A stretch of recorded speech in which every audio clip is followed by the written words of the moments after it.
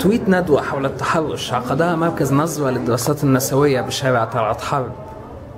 الندوة التي حملت اسم التحرش الجنسي بين خطاب الحماية وحقوق النساء أدارتها إنجي غزلان صاحبة موقع خريطة التحرش، وكان ضيوفها شيرين ثابت صاحبة مقالة موقع إباحي، والتي ألقت الضوء على كم التحرشات والمضايقات التي تتعرض لها أي فتاة تسير في الشارع، وندي عادل البنت التي تم الاعتداء عليها من أمن المترو لمحاولتها إخراج بعض الرجال من عربة السيدات، ومحمد شريف صاحب مقال موقع إباحي رجالي، وتيفا رسام الجرافيتي الذي قدم عدة رسومات تعرض مشكلات السيدات في مصر.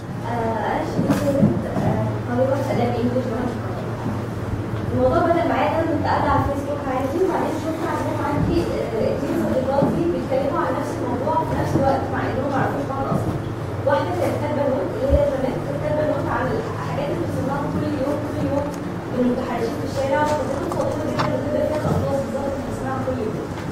البنت الثانيه كانت ساره كانت كاتبه ستاتس كده عن حادثه حصلت لها في الميكروباص، وانا بدات بنفسي ورحت كاتبه حاجات بتبدا بهاشتاج هاتلعبه وكتبت على الفيسبوك وتويتر في نفس الوقت، وكانوا كتير بقى يعني في فيدباك كبير قوي عليهم. بيتكلموا مثلا حاجه زي هل تعلم ان مفيش اي بنت فاتحه اي لفظ قبيح في شوارع مصر، وكلنا بنسمع كل الكلام اللي ممكن اي حد يتخيله، وبنحمد ربنا ساعات ان حاجات على قد الكلام بس وما جاتش.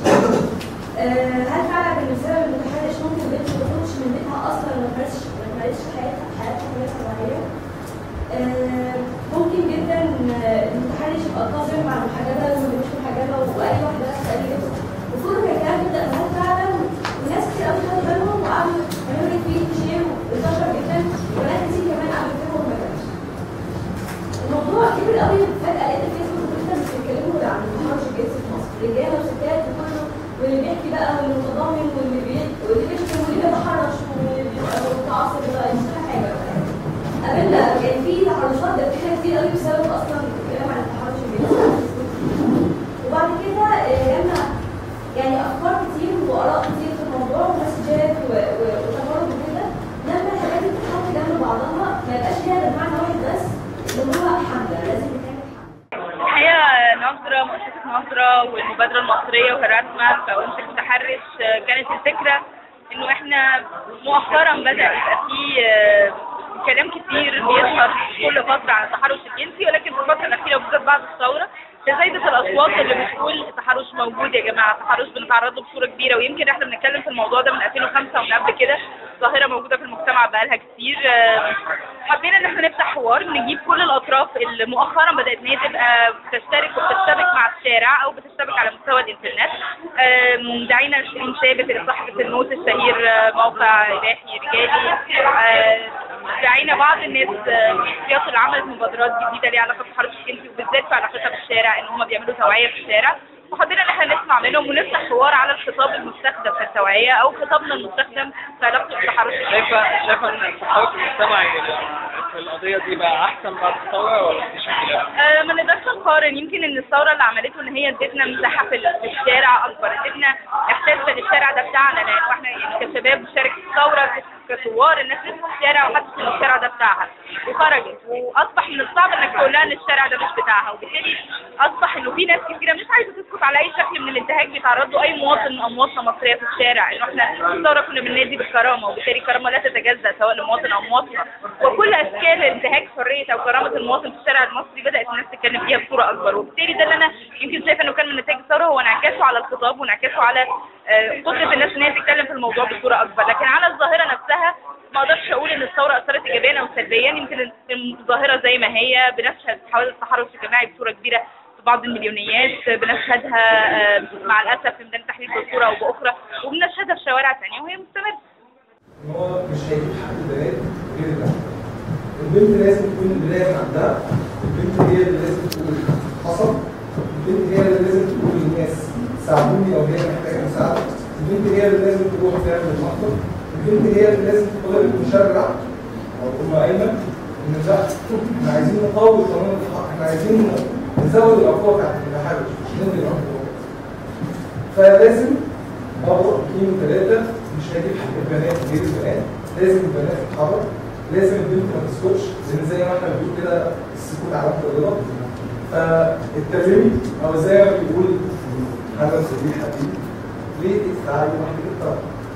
انطلق قولي ان في حاجه ما تسكتيش وحركي اللي حواليكي علشان محدش هيتحرك لان الناس كلها شايفه الموضوع سواء بتنكر سواء بتضحك سواء بتقول خلاص بقى سواء بتقول مش مهم ان هو كويس ان هو ما خدش منك حاجه طب كويس ان هو مش معوركيش طب بلاش تقولي انا كنت عشان ما ينزلش يتخانق طب بلاش تقولي دلوقتي عشان عنده القلب يبقى لازم الحركه او البدايه تكون اشتغلنا على كذا كلمه هتشتغل ليه؟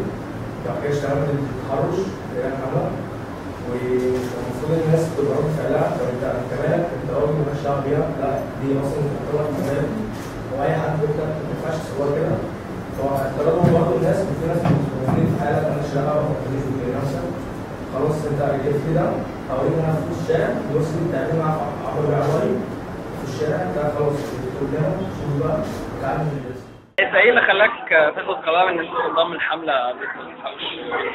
انا ما خدتش قرار ان انا انضم الحمله، انا خدت قرار ان انا اشارك في اي حمله هتشتغل على الموضوع ده علشان انا موضوع شخصي حصل تغيير وحاله التحرش جنسي جماعي وعلشان شايف ان ده بيحصل من زمان قوي والناس بتستهبل قوي فاحنا عندنا المجتمع كله اتقسم لناس كلها شايفه بس في واحد شايف وساكت وفي واحد شايف وبينكر الموضوع خالص في واحد شايف وبيضحك وفي واحد شايف بيقول كويس ان هي جت على قد كده وفي ناس كتير ما بتتحركش عايزين نحرك الناس دي عايزين نقول لا الموضوع ده زاد عن حده والموضوع ده مش بس لازم يقل لا لازم ينتهي خالص بنشجع البنت ان هي تطالب بحقها بنشجع البنت ان هي تتكلم بنشجع الولد اللي بيشوف حاجه زي كده او البنت الثانيه اللي بتشوف حاجه زي كده ان هي ما تجيبش الذنب على البنت وان هي تحاول بطريقه او بثانيه تدافع عنها بطريقه حتى لو بالكلام حتى لو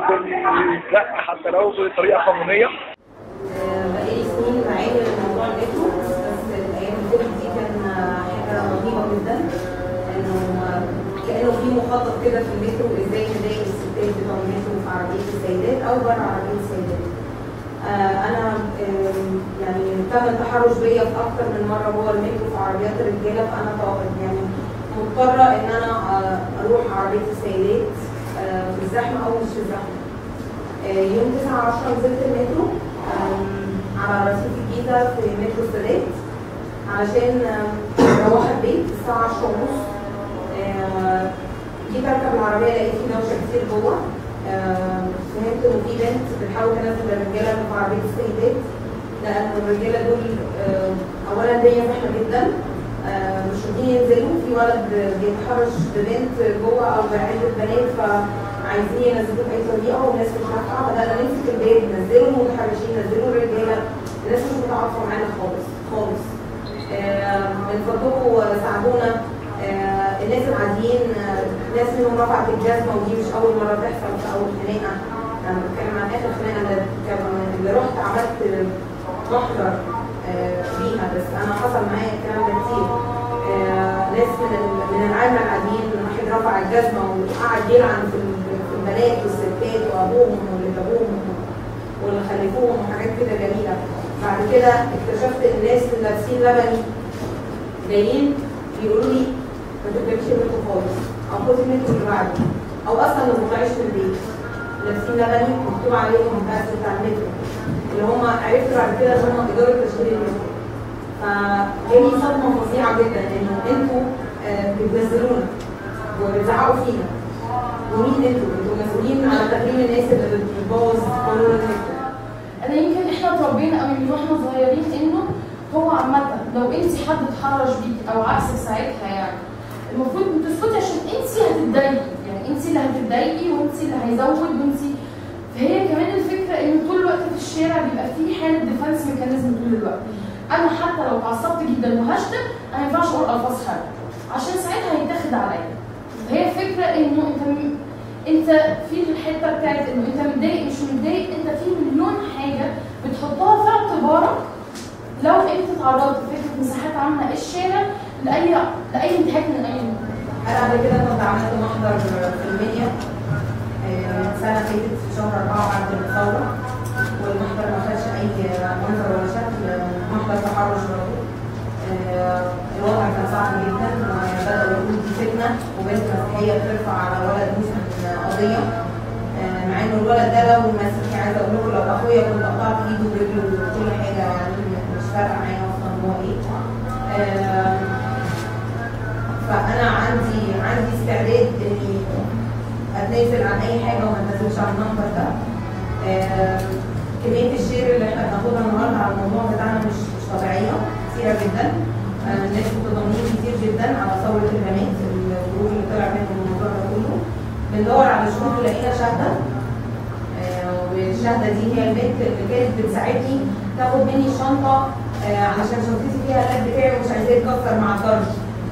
البنت دي شرحت لي الموقف وانا كنت لابسه ايه وعامله ازاي ووضعي عامل ازاي وايديا كانت وارمه ازاي بعد ما خلصنا. يعني انا مبسوطه ان احنا لقينا الشهاده دي، وكل ما الشير بيكتر اكتر بنلاقي ناس اكيد بندور على الناس اللي كانت بتصور. في ناس كتير، حاجه جميله جدا، الناس بيصوروا ليه؟ مش عارفه المجتمع النهارده عايز يتفرج اكتر، مش قادره افهم. بلاش اتسرقت محفظتك، لو حضرتك تم التحرش بيه هيبقى راجل سرقك سلمي؟ اكيد هتبقى النهايه هتبقى النهايه ان احنا بنضرب طبعا. طيب البدايه ممكن نفتح راوند ثانيه. بالنسبه اللي كان فعلا بيحصل في التحرير، انا كنت في محافظه اخبار التحرير، فكنت في مستشفيات الميناء. في ايام التحرير انا كنت في المستشفيات المينائيه في الدكتور هناك، فاحنا فعلا لاحظنا من بعد التنحي احنا كان فعلا بيجي علينا اوقات بنات كتير بتيجي عندنا جوه المستشفى عشان تهرب من اللي بيحصل بره. على اساس ده كان المكان شبه يكون مكان الشركه امن الوحيد ليهم في التحرير. فالتحرش المنظم في التحرير اخذنا بالنا انه بيحصل، والدليل ان هو كان بيحصل في صوره موجات. لو الحشد بدل ما يكون للحمايه، انا شايفه ان كل اصدار قانون، لانه ممكن اللي يقف جنبي النهارده بكره يزهق. لو اتضر في معركه مثلا، اتضرب، حصل له اي حاجه، هيندم ان هو ساندني، لكن القانون ساعتها هيبقى كل قدامه معروف حقوقك ايه واجباتك ايه. دي حاجه.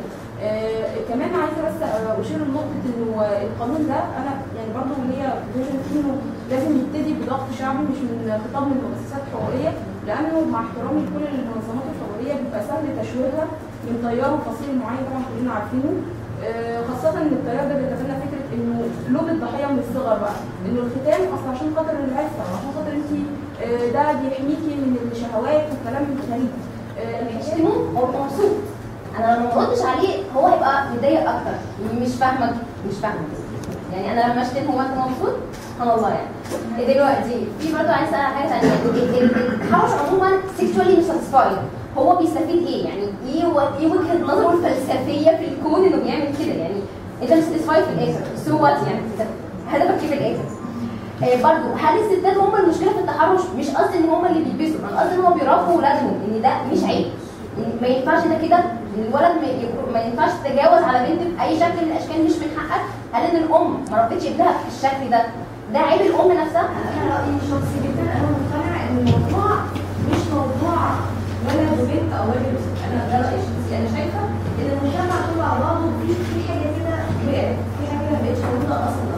نفس رد فعل المجتمع على حسب التحرش هو نفس رد فعل المجتمع على عين الدكتور في محمد محمود. هي الفكره ان الانسان عنده مشكله انه المجتمع ما عندوش اي سبب يساعده فيها، ولا اصلا يحس فيها، ولا اصلا يتكلم فيها، ولا يشيل مسؤوليتها اصلا. اي حد في مشكله او اي حد بيتكلم في حقه في المجتمع، كل واحد عايز يشيل مع نفسه مسؤوليتها كده وخلاص، مهما كان الكلام اللي بيقوله ده كلام كوميدي او مضحك. يعني انا اسمي يارا، ويعني عندي كنت كلمت كتير انا وانجي في بدايه معرفتي بيها على موضوع التحرش الجنسي. انا عندي 14 سنه واعتقد بنات كتيره حصلتهم الموضوع ده وهم صغيرين، بس انا ما كنتش يعني لغايه دلوقتي الشارع بالنسبه لي مش مساحه امنه لغايه دلوقتي، لغايه مرحله ان انا بدات اجري فيها ورا الرجاله لما يمدوا ايديهم عليا. لغايه دلوقتي برضه انا مش حاسه ان انا في مساحه امنه ليا ان انا امشي في الشارع كبني ادمه. بس انا كمان عايزه اتكلم انه في علاقه ده برضه باحساسنا بخصوصيه جسد كل واحد فينا في الشارع. يعني انا بيضايقني جدا زي ما بيضايقني حد يتحرش بيا، بيضايقني حد ان انا وانا ماشيه في الشارع حد يخبطني، واحده تخبطني. في احساس كده بانه مفيش مساحه ليكي، مفيش فايتال سبيس ليكي تتحركي في المكان. انت كائن او انت كائن مش متاخد في الاعتبار نفسه. فانا دي فكره انا شايفاها بعلاقتنا وباحترامنا للبني ادمين في الشارع ووعينا بوجودنا بوجود الاخرين. انا مره بقى يعني هي قصه صغيره كده، مره كنت في المترو ولقيت ست كبيره فقمت لها وقعدتها وقفت مسكت البتاعه جنبها وكنت عامله كده. انا جه قالت لي ايه اللي انت عاملاه ده؟ قلت لها هو ايه اللي انا عاملاه؟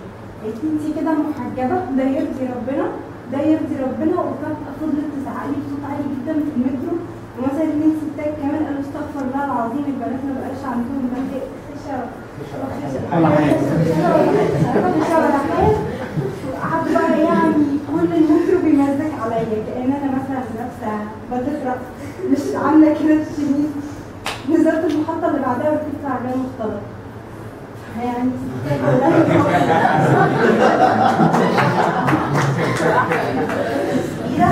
البنت مش هي السبب في التعدي عليها، البنت اللي لابسه اي حاجه وقايلين اي حاجه هي حره تلبس اللي هي عايزه تلبسه وده حقها، دي حاجه براحتها، وانت ما ينفعش اصلا تبص عليها، اصلا ما ينفعش تتعدى بالبص عليها.